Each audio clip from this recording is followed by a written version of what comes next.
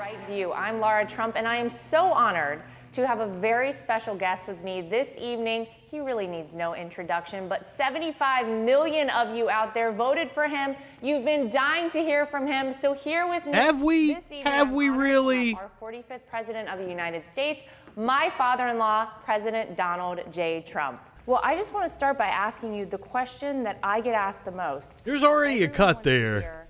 How are you doing? How has it been down here? He rambled and they cut it out already, I can tell. Beautiful state. It's a well-run state. We had a tremendous election result in Florida, as you know, despite millions and millions of dollars being spent against us. And we had a big victory, I guess, unprecedented victory. I am not high enough for this in many shit. states, and we should have had in all states. But I guess that's still, in my opinion, being looked at by a lot of people. It was disgraceful. No, it's not. Third world country voting system, and it's a shame.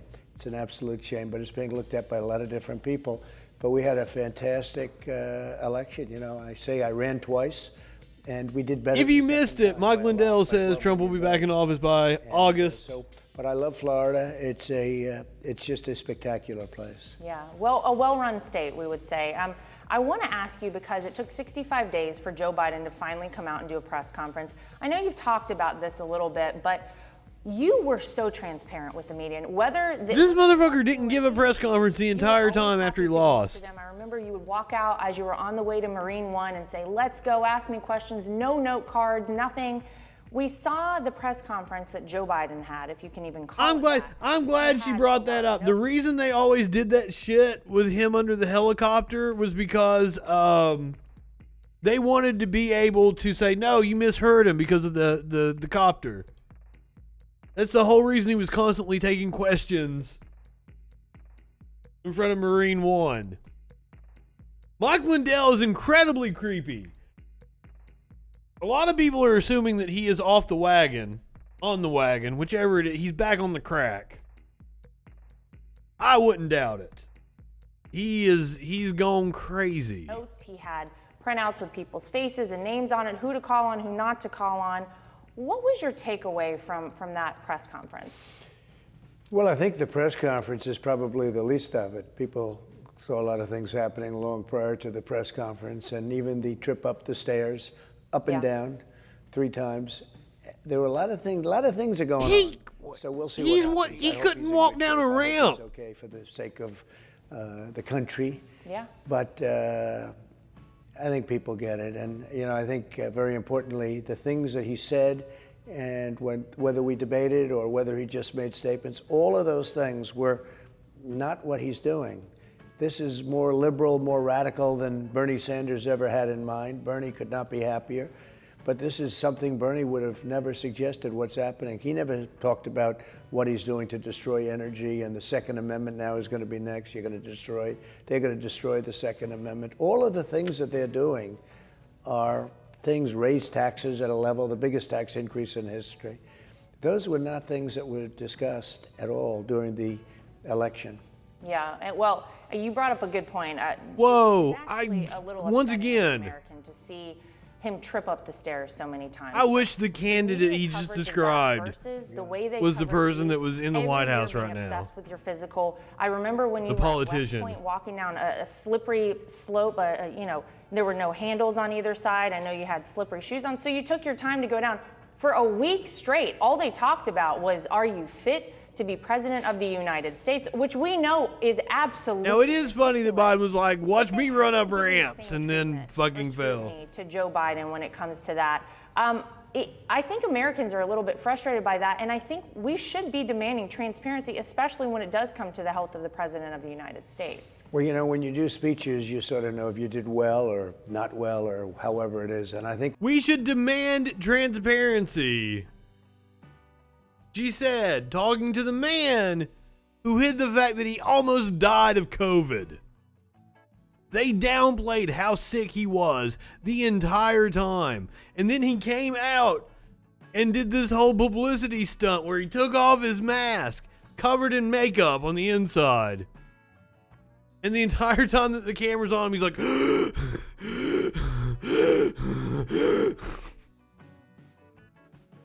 and we have the reports now that his oxygen levels dropped significantly, that they were very worried about him while he was in Walter Reed. I think I made my best speech, or certainly one of them, at West Point. And it's pouring, raining, beautiful but raining, and it's wet, and it was just a sheet of steel. No pleats in it, no nothing. Nothing. And it was like an ice skating rink. And the last thing I wanted to do was go down. And I saw that, and Bitch, I watched really fucking Prince. Put up, whoever put it up. Do the halftime show in heels. So I'm next to a with it raining. Rubber shoes on. And a good guy, by the way, the commandant. And I say, General, I'm not grabbing you, but I may have to grab you because this is a sheet of ice. So I went down inch by inch like this. I should have just run down the stairs. You could have. They made such a big deal, and they never covered my speech. That was, I thought, one of the best speeches, and they never covered the speech. Never even discussed it. I didn't see it. All they do is they have me walking down inch by inch. There's nothing he would be magnificent at. I said, the next time have stairs, please. And it was one of those You're right, Curiouser. But they're both fucking old. And this guy falls down 3 times. He couldn't get up. The 3rd time, he didn't know where the hell he was.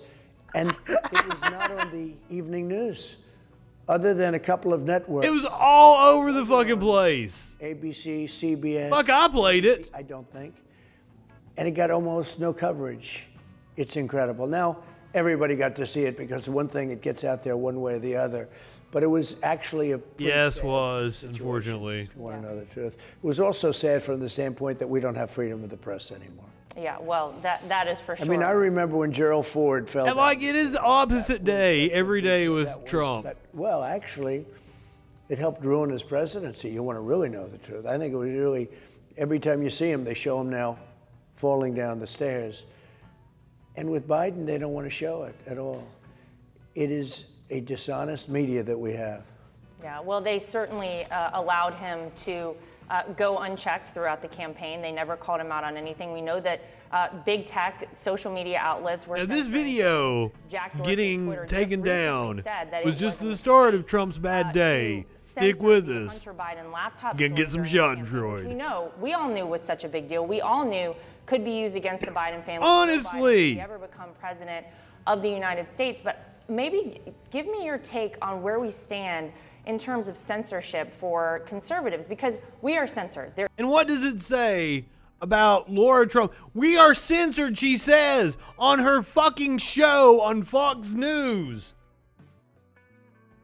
What does it say about her prowess? That she's able to acquire an interview with Donald Trump like her, 3rd, 4th fucking day on the job?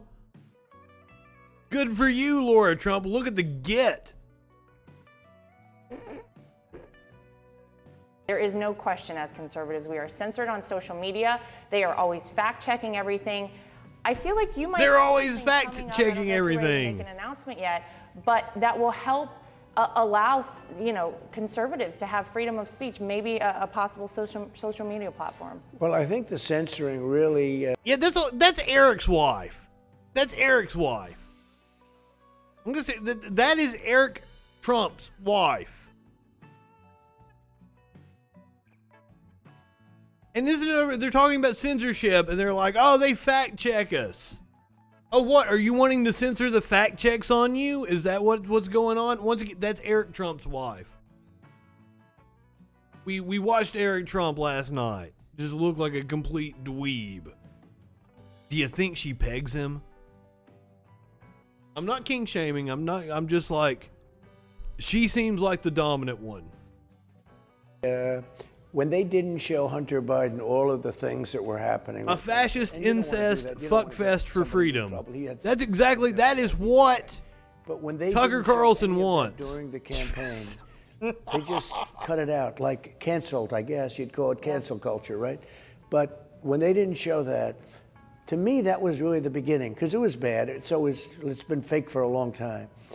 But it used to be fake where they'd come up and I'd come up and you'd fight, or somebody else, but you'd fight. And the public can believe one way or the other. They might believe me, they might believe the other side, or they might believe an anchor or whoever's into.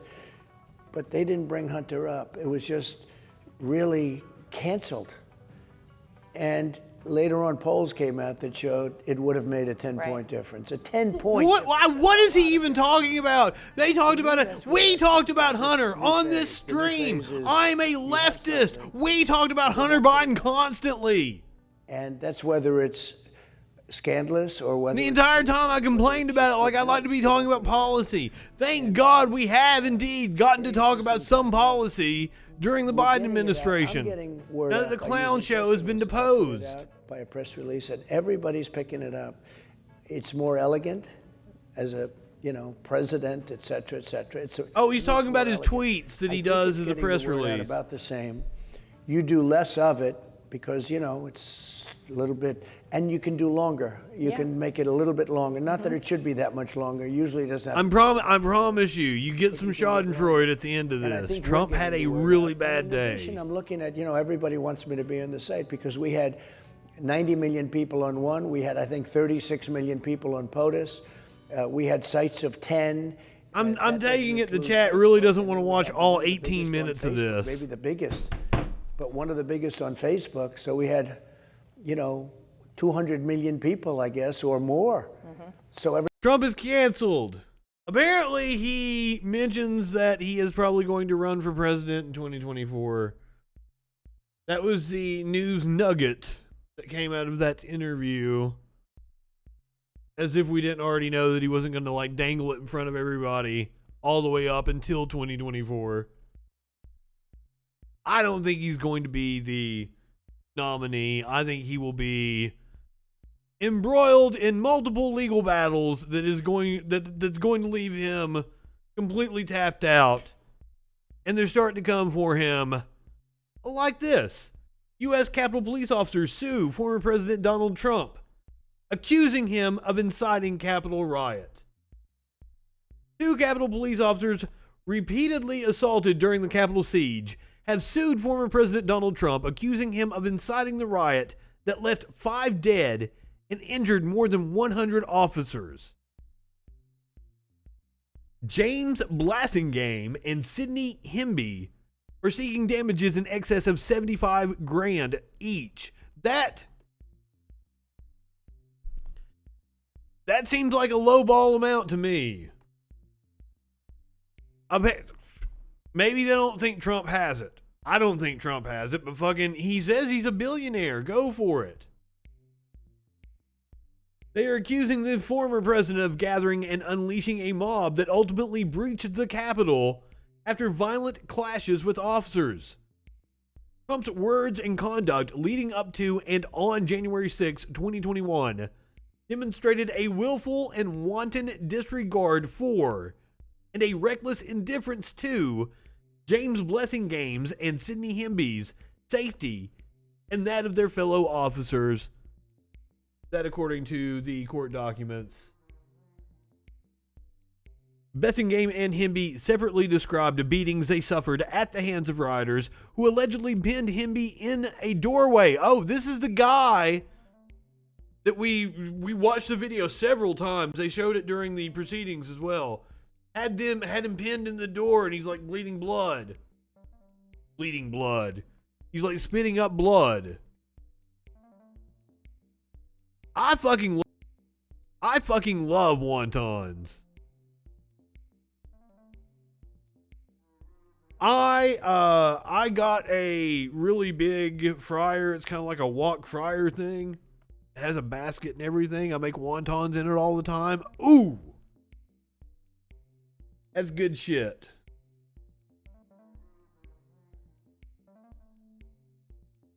Adding another layer to Trump's bad day. A court has voided Trump's campaign non-disclosure agreements. Now, I think this was yesterday, to be honest with you. It was.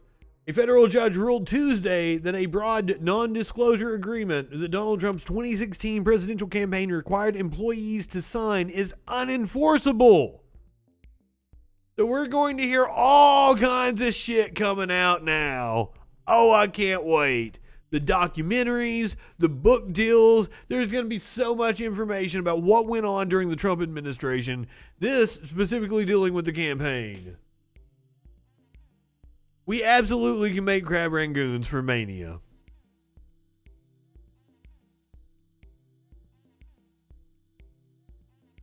A federal judge ruled Tuesday that a broad non-disclosure agreement that Donald Trump's 2016 presidential campaign required employees to sign is unenforceable.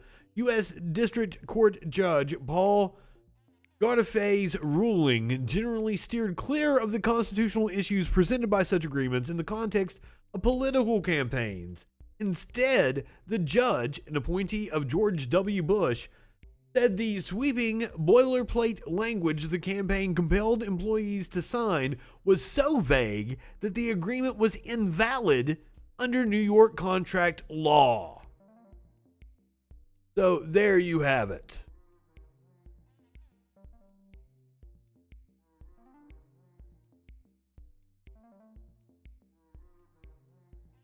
And now, the cherry on top of the Trump bad day.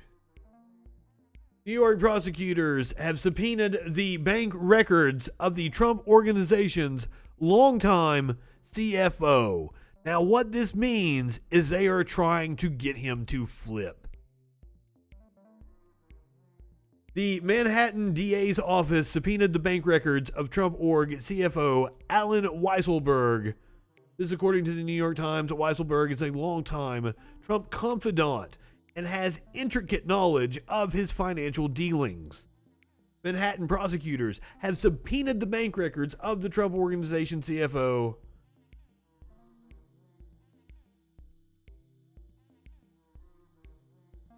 The Manhattan District Attorney's investigation into whether the Trump Organization violated state laws has been heating up for some time, and the Times report indicates a heightened focus on Weisselberg, who was a longtime confidant of former President Donald Trump. I bet there's going to be a hell of a lot of snitching